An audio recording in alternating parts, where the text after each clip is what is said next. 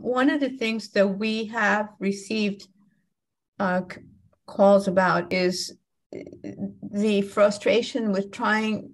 So you may have people who are speak French or Spanish as well in the front office, but being able to, so if I wanted to talk about my child and a concern that I have, and sometimes people feel it's hard to get to the right person because a lot of times the front office in a school may be a little dismissive about a concern, or they don't think they are, but they're trying to protect the time of the people who are at the front office, right? So I don't know if there's a process or a way that people, especially people of color, and it's not just like you said, it's not just Hispanics, but also everybody that isn't comfortable with reaching out to people in the school that are not part of that inner school community, teacher, parent.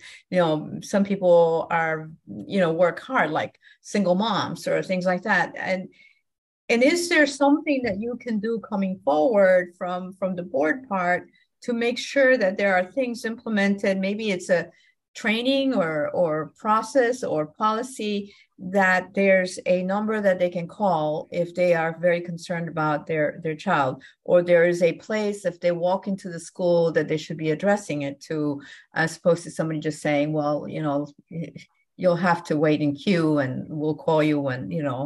So is there some way that we can breach that gap of communication? Well, let us work with our new communications person and our community outreach person to think about that a little more, because you're absolutely right. I remember going with my grandson's mother to his elementary school to enroll him. And what you find is, quite frankly, particularly in elementary schools, that the front office staff is overwhelmed. There are people coming in all the time. The child is late, so they've got to call somebody, or the parent came in to pick up a child.